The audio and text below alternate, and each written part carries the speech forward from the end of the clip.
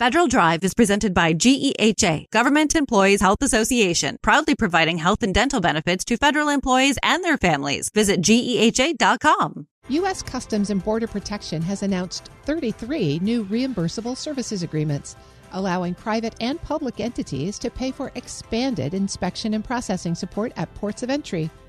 The program supplements core services where demand exceeds CBP's funded capacity.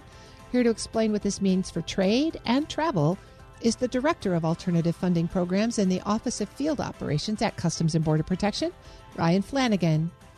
Mr. Flanagan, thank you for joining me. Thank you, Terry. Great to be here. We're going to talk about Customs and Border Protection's reimbursable services program. You all have announced some new awards, but before we dig into that, I'd love to have you just give a general background about what this program does and how it works.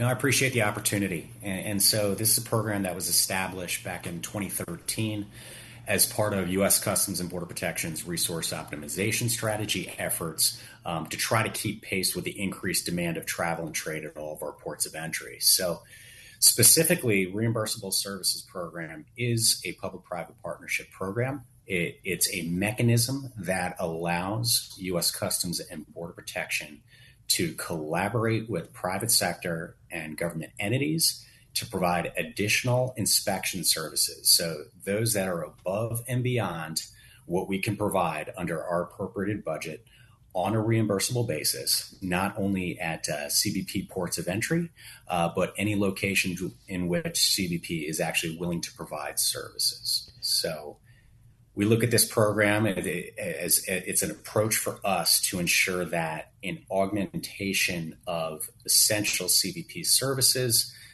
such as customs inspections, immigration processing, and agricultural examinations can be expanded to better fit program stakeholders' business needs, while conversely making sure that there's no degradation in the services that are normally provided to non-stakeholders at our ports of entry. So just to make sure I'm clear, this is a way for private sector organizations to pay for additional CBP services beyond what would normally be offered to expedite their business needs through customs processes? That's correct. So through the program, not only private sector entities, but even some municipalities and other government entities can actually voluntarily enter into agreements with CBP to select potentially where and when they would like to leverage an augmentation of any existing services, not only at any port of entry, but at any location in which CBP would be willing to provide services. So essentially provides them with additional services on a reimbursable basis in a way that meets their business models and their business needs. So could you give us a couple of examples about where this is actually working now? Sure. So we provide services in all modes: land, sea, air, rail, ferry. We even provide cattle processing services down in one of our ports of entry in South Texas. And so we see the use of the program in a variety of ways. We see some airport entities that may try to leverage services after core hours of operation at a port of entry. We also see entities that may look to leverage reimbursable services during peak hours of operation, at a port of entry. So essentially what they'll do is try to reimburse CBP to staff additional booths beyond what we can do on our own given budget to try to drive down wait times, basically create additional throughput so that they can bring in more business to that respective location. And so, to your question, we see it in a variety of different ways, in all modes, in airports that are leveraging this to bring in additional flights, land ports of entry, just to drive additional throughput, maybe through the lanes there on the bridges at the land ports of entry, ferry services I already alluded to, just to provide for additional processing of ferries that may be coming through at different seaport locations, and cruise lines as well. We're seeing them jump on board just to try to obtain additional services, which, as I alluded to earlier, are an augmentation of what we typically provide. That's very helpful. Your memo from last month announces 33 new partners. Tell us about the new partners. Do they have different demands? Is the scope of the responsibility or the scope of the ask changing in this new memo? So with this recent batch, we're seeing that it's pretty consistent with the way this program has trended since its inception in 2013. So when we started off in 2013, and why I say that, in 2013, essentially, the authority under which we operated, which was granted to us by Congress, it granted us a pilot status in which we were only able to enter into 5 initial agreements. And so that lent itself to U.S. Customs and Border Protection entering into agreements with larger Port Authority entities, which were more operationally feasible for our agency to work with. But as a result of what we like to look at as appropriate utilization of the authority granted to us, Congress has essentially removed some of the limitations tied to limitations in the number of agreements that we could enter into. And so what that's resulted in is it's kind of opened things up in terms of the variety of different entities that are applying to the program, and basically providing us with additional flexibility as to the types of entities that we can enter into agreements with. So specifically, let's say in the air environment, we traditionally had been entering into agreements with airport authorities. Now we're seeing a huge uptick in the general aviation environment, and also specifically for charter flights as well. We're seeing a lot of interest in the program, specifically in that mode with the upcoming World Cup games coming, where a lot of these private sector entities are at the very least would like to have a reimbursable services agreement in place in their back pocket, understanding that there is no cost to apply to the program. There is no cost associated with maintaining an agreement with CBP, and that the only time that they would actually have to reimburse CBP is after they've voluntarily requested formal services to be provided. And so that's done on a reimbursable basis. So we're seeing an uptick, and we're seeing a few of the applicants as part of this most recent round of selections trying to get out in front of that potential need down the line when it comes to the World Cup games and other sporting events. But no, other than that, we are seeing, again, general aviation environment in particular, some additional sea environment needs as well, especially when it comes to cargo processing. So really, it runs the gamut across all modes that CBP provides processing services. I'm speaking with Ryan Flanagan. He's the director of the Alternative Funding Program's Office of Field Operations at Customs and Border Protection.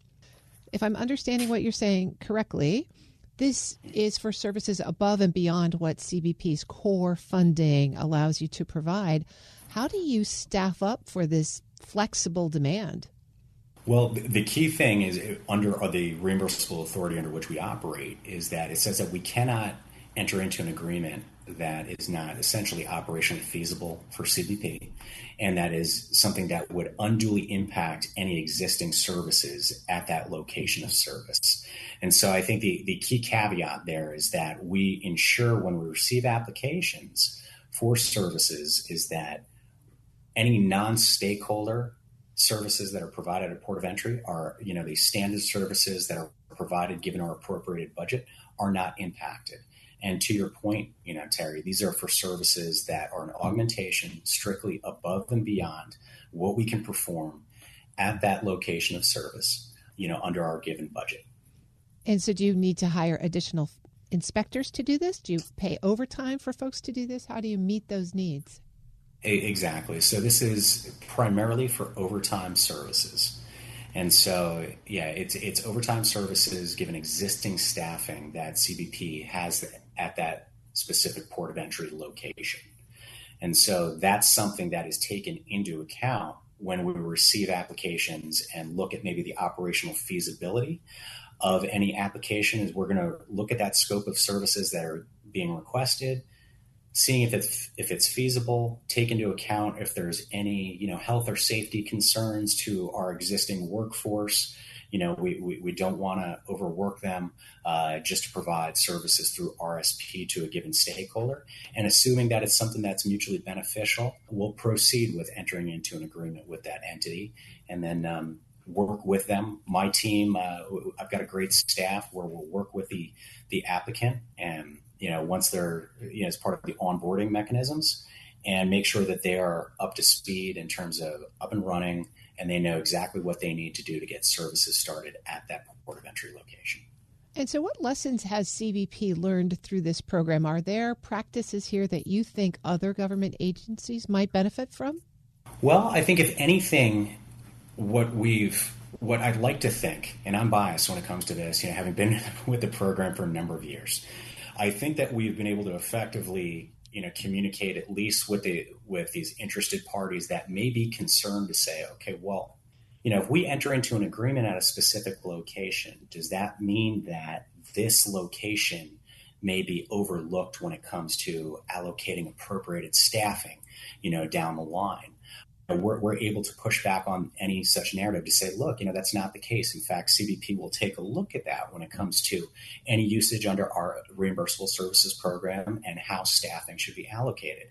Another thing that I'd like to think that we've been effective at is just pushing back on any potential narrative that this is, a maybe an overreach by the U.S. government to try to reach in the private sector's pockets to obtain, funds for what potentially could be looked at as something that should be provided by the taxpayers.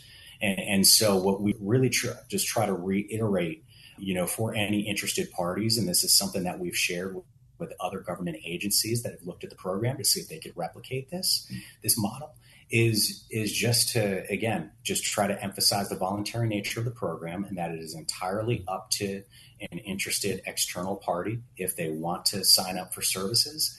And we are as transparent with them, with these entities, as possible in terms of providing them with general cost estimates of what it could look like on the reimbursement front, being very clear as to the scope of services that we can provide. So, when you talk about lessons learned, it sometimes is a matter of just reminding some of these applicants that if they are selected for an agreement, they don't have carte blanche over, when and where they're going to receive the services. Again, our local CBP leadership retains that operational autonomy over the services, but nonetheless, they're going to get that face-to-face engagement with CBP to hash out exactly what scope of services is something that, essentially CBP can concur with, and hopefully, again, is mutually beneficial for all parties. I've been speaking with Ryan Flanagan. He's the director of the Alternative Funding Programs, Office of Field Operations at Customs and Border Protection. Thanks so much for helping us understand how this program works.